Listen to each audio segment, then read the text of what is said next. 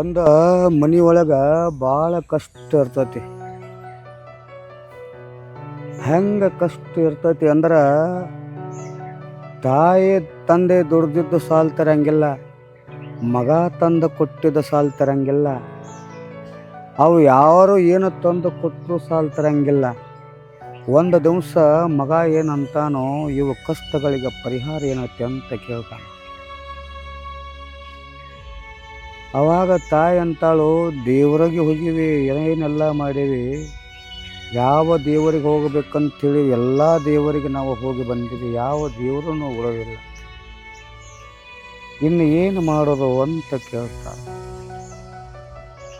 ಅವಾಗ ತಂದೆ ಅಂತಾನೋ, ನೋಡಪ್ಪ, ಎಲ್ಲರೂ ಶ್ರೀಶೈಲಕ್ಕೆ ನಡ್ಕೋತ ಹೊಂಟಾರೋ, ನೀನು ಅವ್ರ ಜೋಡಿ ಹೋಗಿ ನೋಡು. ಒಂದು 15 ದಿವಸ, ಒಂದು 600 ಕಿಲೋಮೀಟರ್ ಐತಿ, ಅಲ್ಲಿ ನೀ ಹೋಗಿ ಬಂದರೆ ನಮ್ಮ ಕಷ್ಟಗಳ ಪರಿಹಾರಕ್ಕವನ್ನ ನೋಡೋಣ ಅಂತ ಕೇಳ್ತಾನ ತಂದೆ.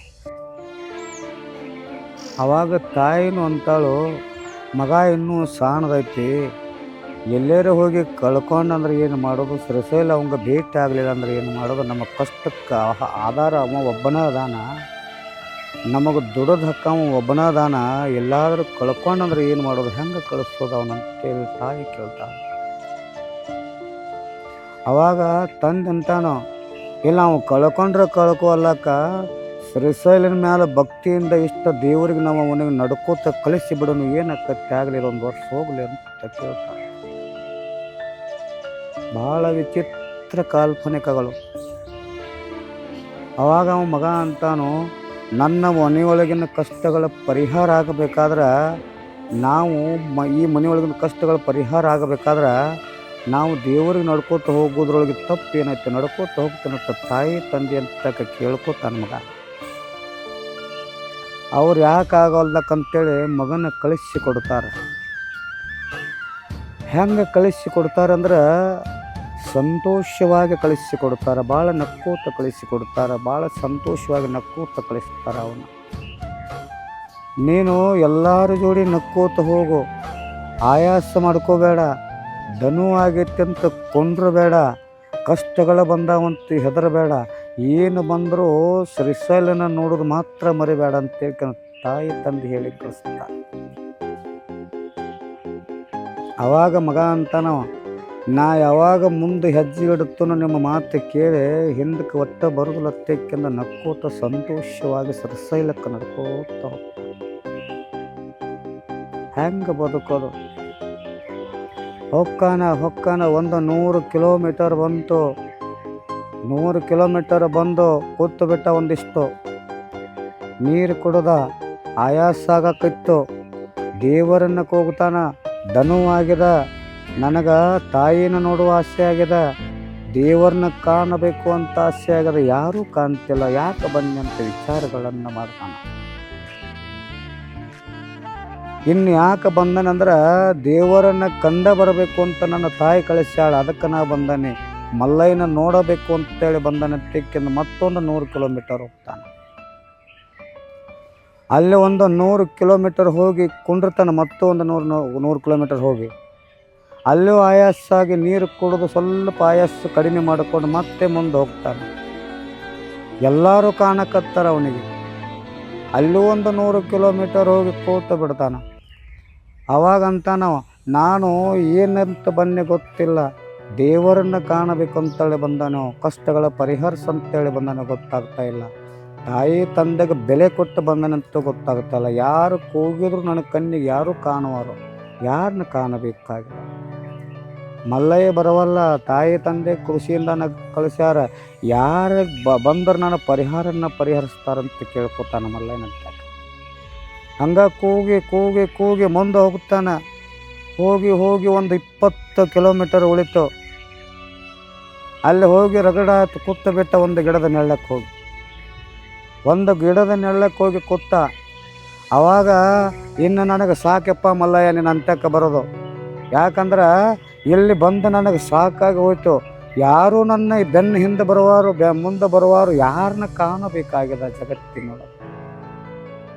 ಏನು ಹಾದಿ ತೆಪ್ಪಿ ಬಂದನಂತ ಗೊತ್ತಾಗ್ತಿಲ್ಲ, ತಾಯಿ ತಂದೆಗೆ ಬೆಲೆ ಕೊಟ್ಟು ಬಂದನಂತ ಗೊತ್ತಾಗ್ತಿಲ್ಲ, ನಿನ್ನ ಕಾಣಬೇಕು ಅಂತೇಳಿ ಬಂದಾನೆ.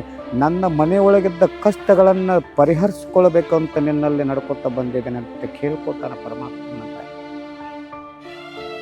20 ಕಿಲೋಮೀಟರ್ ಉಳಿದಿತ್ತು. ಅಲ್ಲಿ ಕೂತೀವಿ, ಎಲ್ಲಗಳನ್ನು ವಿಚಾರ ಮಾಡಿ ಇನ್ನೇನು ಹೋಗುದು ಬೇಡ ಅಂತ ಅನ್ಕೋತಾನೆ ಕೂತ. ಒಬ್ಬ ಮುದುಕ ಅವನ ಹಂತಕ್ಕೆ ಬಂದ. ಯಾಕೋ ಎಲ್ಲಿ ಹೊರಟಿ ಅಂತ ಕೇಳ್ದ. ಇಲ್ಲ, ನಾನು ಶ್ರೀಶೈಲನ ನೋಡಕ್ಕೆ ಹೊರಟಿದ್ದೇನೆ. ಯಾಕೆ? ನನ್ನಲ್ಲೇ ಎಲ್ಲಿ ಹೋದರೂ ನನ್ನ ಮನೆಯೊಳಗಿನ ಅಡಚಣೆ ತಪ್ಪುವಲ್ತು, ಕಷ್ಟಗಳು ತಪ್ಪುವಲ್ಲು. ಇವನ ಹತ್ತಕ್ಕೆ ಬಂದ್ರೆ ಕಷ್ಟಗಳ ಪರಿಹಾರಕ್ಕೆ ಅವತ್ತೇಳಿ ಅವ್ರ ಹತ್ತಕ್ಕೆ ಬಂದಿದ್ದೇನೆ, ಕೇಳ್ಕೊಳ್ಕಂತ ಕೇಳ. ಆವಾಗ ಮುತ್ಯ ಅಂತಾನು, ಅಲ್ಲೋ ನೀನು ಕಷ್ಟಗಳನ್ನು ಪರಿಹರಿಸೋಕತ್ತೇಳಿ ಅಲ್ಲಿಂದ ಇಲ್ಲಿ ಬಂದಿ ಅಂದ್ರೆ ನಡಬಾರಕ್ಕೆ ಹೆಂಗೆ ಬಿಟ್ಟು ಹೋಗವ. ನೀ ಅವನ ಕಾಣಬೇಕಂತೇಳಿ ನೀ ಬಂದಿ ಅಂದ್ರೆ ನೀ ಹೊಡಮಾಳಿ ಹೋದೆ ಅಂದ್ರೆ ನಿನ್ನ ತಾಯಿ ತಂದೆ ನಿನ್ನ ಗೌರವರು ಹೆಂಗೆ ಕೊಡ್ತಾರೋ ಅಂತ ಬೈತಾನವ ಮುತ್ಯ.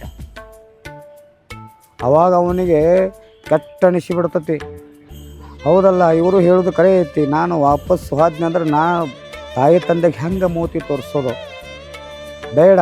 ಅದಕ್ಕೆ ನಾ ಹೆಂಗೋ ಬಂದೀನಿ, ಶ್ರೀಶೈಲನ ಕಂಡ ಹೋಗಬೇಕು. ನನ್ನಲ್ಲಿ ಕಷ್ಟಗಳದಾವ. ಈಗ ನನಗೆ ಎಷ್ಟು ಕಷ್ಟ ಬಂದರೂ ಬರವಲ್ದಕ್ಕ, ಅವ್ರನ್ನ ಕಂಡ ಹೋಗಬೇಕು ಅಂತ ಮತ್ತೆ ಎದ್ದ ನಿಲ್ತಾನೆ.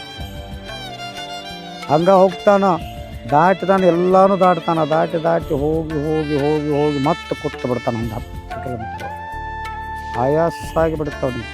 ಇಲ್ಲ, ಇನ್ನು ಸಾಕು, ನನಗೆ ಆಗೋದಿಲ್ಲ. ಯಾಕೆ ಆಗೋದಿಲ್ಲ ಅಂದ್ರೆ ನನ್ನ ಶರೀರನ ಇನ್ನು ಮುಕ್ತಿ ಆಕತ್ತೆ ಅಂಬಲ್ಲ. ಇನ್ನು ನನಗೆ ಹೋಗೋಕ್ಕಾಗೋದಿಲ್ಲ ಅಂತ ತಿಳ್ಕೊಂಡು ಅಲ್ಲೇ ಕೂತು ಬಿಡ್ತಾನೆ. ಅಲ್ಲೇ ಕೂತು ಕೂಡಲೇ ಒಂದು ಮುದುಕಿ ಬಂದು ಬರುತ್ತೆ. ಅಲ್ಲಪ್ಪ, ಹಸುವಾದ್ರೆ ಊಟ ಮಾಡು, ನೀರು ಕುಡಿ, ಆದ್ರೆ ಬಂದಿ ಅಂದ್ರೆ ಬಿಟ್ಟು ಹೋಗಬೇಡಂತ ಮುದುಕಿನೂ ಹೇಳ್ತೈತೆ ಅವನಿಗೆ. ಹೆಂಗೆ ಮಾಡೋದು ಅಜ್ಜಿ? ಮನೆಯೊಳಗೆ ತಾಯಿ ತಂದೆಗೆ ಹೇಳಿ ಬಂದಾನೆ, ಕಷ್ಟಗಳನ್ನು ಪರಿಹರಿಸೋಕ ದೇವರಂತಕ್ಕೆ ಬಂದ್ರೆ ಮಲ್ಲೇನ ಜೋಡಿ ನಡ್ಕೋತ ಬಂದ್ರೆ ಮಲ್ಲೇನ ಕಾಣಬೇಕಂತೇಳಿ ಬಂದ್ರೆ ಏನೂ ಕಾಣವಲ್, ಹೆಂಗೆ ಬದುಕೋದು ಅಂತ ಕೇಳ್ತಾನೆ. ಇಲ್ಲ, ನನ್ನ ಆಶೀರ್ವಾದ ನಿನ್ನ ಅಂತ್ಯರ ಸದಾ ಕಾಲ ಇರ್ತೈತಿ. ನೀ ಮಲ್ಲೇನ ಕಾಣವು, ನಿನ್ನ ಕಷ್ಟಗಳ ಪರಿಹಾರ ಅಕ್ಕಾವ ಅಂತ ಹೇಳ್ತಾನೆ. ಆ ಮುದುಕಿ ಹೇಳ್ತಿತ್ತು. ಮತ್ತೆ ಧೈರ್ಯ ಮಾಡಿಕೊಂಡು ಎದ್ದು ಮುಂದೆ ಹೋಗ್ತಾನೆ. ಹೋಗಿ ಮಲ್ಲಯ್ಯನ ದರ್ಶನಕ್ಕೆ ಹೋಗ್ತಾನೆ. ಇನ್ನೇನು ದರ್ಶನಕ್ಕೆ ಕೊಂಡಿರ್ತಾನೆ ಹೋಗಿ. ಆವಾಗ ಮಲ್ಲಯ್ಯ ಅವನಿಗೆ ಪ್ರತ್ಯಕ್ಷ ಕಾಣ್ತಾನೆ ಕಣ್ಣಿಗೆ. ಕಂಡ ಕೂಡಲೇ ಅವಂತಾನೆ, ಯಪ್ಪ ನಿನ್ನ ನೋಡಿ ನಾ ಭಾಳ ಸಂತೋಷಪಟ್ನಿ, ನನ್ನಲ್ಲಿ ಕಷ್ಟಗಳು ಭಾಳ ಅದಾವು, ಅವನ ಪರಿಹರಿಸು ಅಂತಂದಾಗ ಮಲ್ಲಯ್ಯ ಅಂತಾನು, ನೀನು ಬಂದಿದ್ದ ಭಾಳ ಅಪರೂಪ ಆಗೈತಿ. ಎಲ್ಲರೂ ಕಂಡಿರ್ಬೋದು, ಆದರೆ ನಿನ್ನ ಕಂಡಿಲ್ಲ. ನಿನ್ನ ಕಂಡಟ್ಟು ನನಗೂ ಸಂತೋಷ ಅನಿಸ್ತು. ನನ್ನ ನಿಜವಾದ ಭಕ್ತ ನೀನು ಅಂತ ಹೇಳ್ತಾನೆ ಮಲ್ಲಯ್ಯ. ಆವಾಗ ಅವಂತಾನ, ನನಗೆ ಕಷ್ಟಗಳನ್ನು ಕೊಟ್ಟಿಲ್ಲ, ಅವನಷ್ಟು ಪರಿಹರಿಸು. ನಮ್ಮ ಮನೆಯೊಳಗೆ ದುಃಖಗಳನ್ನು ಕೊಟ್ಟಿಲ್ಲ, ಅವನಷ್ಟು ಪರಿಹರಿಸು. ನನಗಿದನ್ನು ಬಿಟ್ಟರೆ ಮುಂದೆ ಏನೂ ಕೊಡಬೇಡ, ನನಗೆ ಸರ್ವ ಸಂಪತ್ತು ಬೇಡ ಅಂತೇಕಂದ್ರೆ ಭಗವಂತನಂತ ಕೇಳ್ಕೊತಾನ. ನನಗೆ ಇವು ಯಾವೂ ನೀ ಕೊಡೋದು ಬೇಡ, ಯಾಕಂದ್ರೆ ದುಡಿಲಾಕ ನನಗೆ ಶಕ್ತಿಯನ್ನು ಕೊಡು. ನನ್ನ ತಾಯಿ ತಂದೆನ ದುಡಿದು ಹಾಕುವ ಶಕ್ತಿಯನ್ನು ನನಗೆ ಕೊಡು. ನಾನು ಮನೆಗೆ ಹೋಗ್ತೀನಿ, ನನಗೆ ಮನೆಗೆ ಹೋಗೋಕೆ ಅವಕಾಶ ಮಾಡಿ ಕೊಡು ಅಂತ ದೇವ್ರಂತಕ್ಕೆ ಬೇಡ್ಕೋತಾನೆ. ಆವಾಗ ಖುಷಿಯಿಂದ ನಕ್ಕೋತ ತಾಯಿ ತಂದೆ ಅಂತಕ್ಕವ ಟ್ರೈನ್ಗೆ ಹತ್ತಿ ಬರ್ತಾನೋ. ಬಂದು ಇನ್ನೇನು ಟ್ರೈನ್ ಇಳಿದು ಮನೆಗೆ ಬರ್ತಾನೋ, ಎಷ್ಟು ಖುಷಿ ಪಡ್ತಾರೆ ತಾಯಿ ತಂದೆ ಅಂದ್ರೆ ಅವನ್ನ ನೋಡಿದ ಕೂಡಲೇ ಭಾಳ ಖುಷಿ ಪಡ್ತಾರೆ, ಭಾಳ ಸಂತೋಷ ಪಡ್ತಾರೆ ಅವನ್ನ ನೋಡಿದ ಕೂಡಲೇ. ತಾಯಿ ತಂದೆಗೆ ಹೇಳ್ತಾನವ, ನಾನು ನಿಜವಾಗಲೂ ನಿಮ್ಮ ಪಾದ ಪೂಜೆ ಮಾಡಬೇಕು, ನಿಮ್ಮ ದರ್ಶನ ಪಡೆದಷ್ಟು ಸಂತೋಷ ಸಿಕ್ತು. ನಿಮ್ಮ ಮಾತಿಗೆ ಯಾವಾಗ ಬೆಲೆ ಕೊಟ್ಟು ಹೋದ್ನೋ ನನಗೆ ಮಲ್ಲಯ್ಯ ಭೇಟಿಯಾದ, ನಿನ್ನ ಕಷ್ಟಗಳನ್ನು ಪರಿಹರಿಸ್ನತ್ತಂದ. ಇನ್ನು ದಿನ ನಾವು ಜಪ ತಪ ಮಾಡಿ ಮಲ್ಲಯ್ಯನ ಜ್ಞಾನ ಮಾಡ್ಕೊತ ಹೋಗೋನು, ಇದರ ಮುಂದಿಂದ ಏನೂ ಬೇಡ ಅಂತೇಳಿ ತಾಯಿ ಅಂತಕ್ಕೆ ಕೇಳ್ಕೊತಾನ, ತಂದೆ ಅಂತಕ್ಕೆ ಕೇಳ್ಕೊತಾನ. ತಾಯಿ ತಂದೆ ಅಂತಾರೋ, ನಾವು ವರ್ಷ 90 ಇನ್ನು ವರ್ಷ ತಮಾನಿ ಇನ್ನು ಮಲ್ಲಯ್ಯ ಹೋಗಂತ ಹೇಳ್ತಾರೆ. ನೀ ಮಲ್ಲಯ್ಯನ ಜಪ ತಪ ಮಾಡು, ನಾವು ಯಾವ ಮಾಂಸಾಹಾರಿಯನ್ನು ತಿನ್ನೋದು ಬೇಡ, ಯಾವ ಇದನ್ನು ತಿನ್ನೋದು ಬೇಡ, ಅವು ಏನು ಪರಿಹಾರದವಲ್ಲ ಅವು ಏನು ಎಲ್ಲ ಏನು ಮುಟ್ಟೋದು ಬೇಡ. ಇನ್ನು ಮಲ್ಲಯ್ಯನ ಜಪ ತಪ ಮಾಡ್ಕೊತ ಹೋಗೋಣಪ್ಪ ಅಂತ ಏಕೆಂದ್ರೆ ಮಗನಿಗೂ ಹೇಳ್ತಾರೆ. ತಾಯಿ ತಂದೆ ಇಬ್ಬರು ಮಗನಿಗೆ ಹೇಳ್ತಾರೆ. ಮಗ ಇದ್ದಾವ ತಾಯಿ ತಂದೆಗೂ ಹೇಳ್ತಾನೆ, ದೇವರಂದ್ರೆ ಏನತ್ತ ತಿಳ್ಕೊಂಡು ಬಿಟ್ಟಿದ್ನಿ, ಬದುಕುವುದಂದ್ರೆ ಏನತ್ತ ತಿಳ್ಕೊಂಡು ಬಿಟ್ಟಿದ್ನಿ. ಅವು ಎಲ್ಲನೂ ಅಲ್ಲಿ ನಡ್ಕೋತು ಎಲ್ಲನೂ ನಾ ಕಲಿತ ಬಂದಾನೆ. ಇನ್ನು ಯಾರಿಂದನೂ ಯಾವುದೂ ಏನು ಕಲಿಯೋದು ಬೇಡ ಅಂತ ತಾಯಿ ತಂದೆ ಹೇಳ್ತಾನೆ. ನೀವು ಹಾಕಿದ್ದ ಗೆರೆಯನ್ನು ದಾಟೋದಿಲ್ಲ, ಮಲ್ಲಯ್ಯನ ಜಪ ತಪ್ಪ ಮಾಡ್ಕೊತಾನೆ ಹೋಗ್ತಾನೋ. ಇನ್ನು ನಮಗೆ ಕಷ್ಟಗಳ ಪರಿಹಾರ ಅದು, ದುಃಖಗಳ ಪರಿಹಾರ ಅದು. ನಮಗೆ ದೇವರು ಸಂತೋಷದಿಂದ 4 ರೊಟ್ಟಿ ಕೊಡ್ತಾನೆ, ಅದನ್ನ ಮುಂದೆ ಮಾಡ್ಕೊಂಡು ಹೋಗೋಣ ಅಂತ ಹೇಳಿ ತಾಯಿ ತಂದೆ ಪಾದರಕ್ಷೆಯನ್ನು ಪೂಜೆ ಮಾಡಿ ಮಲ್ಲಯ್ಯನನ್ನು ಕರ್ಕೊಂಡು ಮನೆಗೆ ಬಂದು ಗೌರವಿಸಿ ಅವನ ದರ್ಶನವನ್ನು ಪಡ್ಕೊಂಡು ಸಂತೋಷವಾಗಿರುತ್ತೆ ತಾಯಿ ತಂದೆ ಅಂತಕ್ಕೆ ಬೇಡ್ಕೊತಾನೆ. ಅದ ಒಂದು ನಿಜವಾದ ಪ್ರೀತಿ, ಪ್ರೇಮ, ವಿಶ್ವಾಸ ಉಳಿತೈತೆ ಅಂತಕ್ಕಂತ ಹೇಳ್ತಾರೆ. ಇಷ್ಟ ಹೇಳಿ ಮುಗಿಸ್ತಾನೆ.